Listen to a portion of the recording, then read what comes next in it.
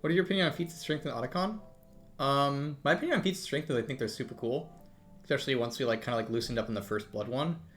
I don't know. I think Feats of Strength are like a cool early game objective with like a fun reward. So I'm generally a pretty big fan of them.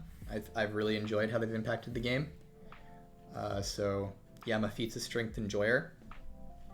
Atakhan, I think that the hard thing about me for Atakhan is as a jungle and support player, I've felt a little bit in the new season like I'm kind of overwhelmed with game objectives. So in the old season, when Baron spawned, you weren't likely to do it because Baron's like actually a pretty hard thing to take and like fairly easy to contest. And so a lot of players, when Baron spawned, right, it didn't mean that there was a 20-minute objective always. Like obviously you could take Baron at 20 minutes, but you had to be really strong and really ahead and probably have killed the enemy team. And so you're not like trying to force fights at Baron at 20 minutes usually, right?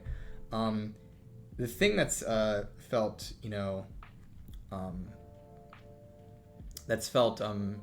weird about Atakhan to me is like as a jungle player, a support player, it often feels like it's like now there's this 20-minute objective right at 20 minutes where it's like, you got to go take this Atakhan, you got to really care about it, you got to be ready for it. And so sometimes I feel like it's a little hard to like go farm my jungle or go lane because there's just a bit more objective pressure in the mid game than there was previously. That's not necessarily bad or good. This is just like my feeling as a player. And so that's my note about Atakhan is like, I do think he creates some like pretty fun, interesting and funny fights that can be like a little clown fiesta, which is like, cool. There's definitely some cool stuff going on there. But I do wonder, like, basically, like, the question would be like, is it the right number of objectives or the right pacing objectives in the long term, or for objectives in the long term? Because it sometimes feels like it's a bit harder to go farm, a bit harder to go lane, a bit harder to go split push, stuff like that. There's a bit more pressure to be like, okay, I need to be at this like team fight, things like that. Yeah. So yeah, not really saying it's like bad or good. Just like that's kind of my observation of it. Is like it feels like Atakhan makes the game a bit more objective focused. Answer a question. Arrive Enthusia. Hope you can answer this if you can. At what point does a hard or dysfunctional one?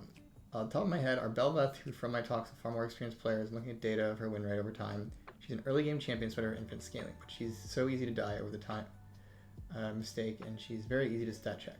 Compared to someone like Volibear, who also falls off hard, yet he's easy and can stat check. Sorry, I'm having a hard time understanding your question. At what point does a dysfunctional... Like, are you asking, like, at what point does a character being too hard make them dysfunctional? Is that what you're kind of, like, saying?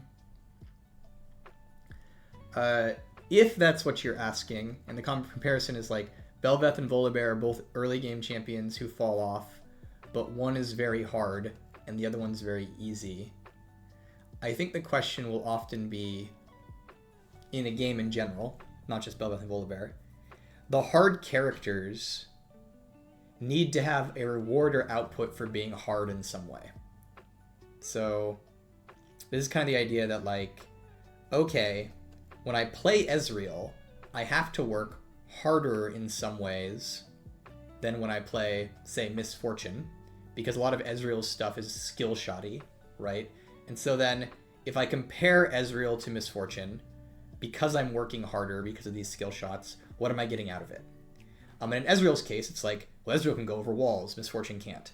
Ezreal has a really long range skill shot, so he can poke you from very far away, Misfortune can't, right? And so like, if you made a direct comparison to Ezreal Misfortune is like, I'm pretty basic, but I can stat check you. Whereas Ezreal is like, I have a bit harder time stat checking you, and I'm a bit harder to play, but here's these other things that I can do that make it worth learning that difficulty.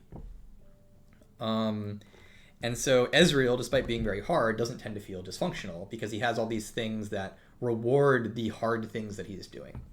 And so if you're talking about a character like Belveth, right, it's like the idea there would be like, well, Belveth, as an example, has 4 dashes. And Belveth has a don't die button on E, right? And so the hope would be that Belveth has a number of outputs on the game, probably specifically her dashes, that make the fact that despite the fact that she's harder than Volibear, she has situations that she can outplay or succeed in that Volibear wouldn't necessarily be able to do. So like, as an example, if Volibear is running away, it's like, well, he's probably gonna have to use his ultimate to get over that wall, whereas like Bel'Veth potentially could just fly over it if she killed someone. Even if she didn't kill someone, she's got 4 dashes to work with in terms of like dodging skill shots and stuff like that, right? And so the question would ask is be like, okay, does all this agency and outplay potential that Bel'Veth has over Volibear end up resulting in, you know, rewards that feel worth it for that invested difficulty versus what Volibear gets in quotes for free? And that's something you got to think about a lot, actually, with a lot of games. I think like Valorant runs into this difficulty where it's like they have the character Jett, right? And Jett's for those of you who don't know, like Jett is like this she's like the kind of like the Yasuo of Valorant. She's like this dashy character who, you know, is like pretty high agency, can like zip around and stuff, and, you know, very, very popular, very fun, very cool. And then there's always a question that you have to ask when you're picking like an agent that's harder to play than Jett, like a character like Yoru, where it's like there's other agents in Valorant that have more outplay and more crazy things they can do than Jett, but sometimes the result of all that crazy stuff they're doing is a worse outcome than Jett just pushing her dash button, right? And so it's a question like if you're picking a duelist of, well, if I'm playing someone harder than Jett that's doing more complex and more big brain things than Jett, and getting worse outcomes than what Jett would get, that often would be like, well, maybe I don't pick that character. And so there's a fine balance between like rewards for difficulty, basically. On the flip side of this conversation, something you can't do. So this is like an immediate thing is like players will then be like, well, hey, you're saying harder characters should be more rewarding. So that means that Volibear should be trash, or Malphite should be trash. And if I get really, really good at Akali, I should just beat them every time because I invested to the difficulty of Akali. I invested into Yasuo. And so my skill as a Yasuo and Akali player should just let me win once I get skillful enough because they were hard. And so I deserve it. And I should just beat Volibear every time because of that.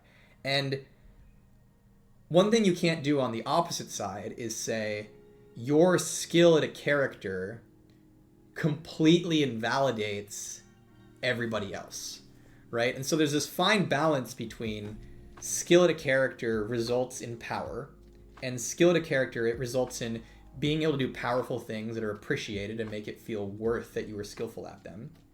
But then your skill at a character does not give you the right necessarily in a competitive game to say, I don't care what's on the enemy team, I don't care what the enemy players do, I can always outplay it. Ideally, characters have specific things or weaknesses that regardless of how good you are at them, you still have to deal with that weakness or that downside.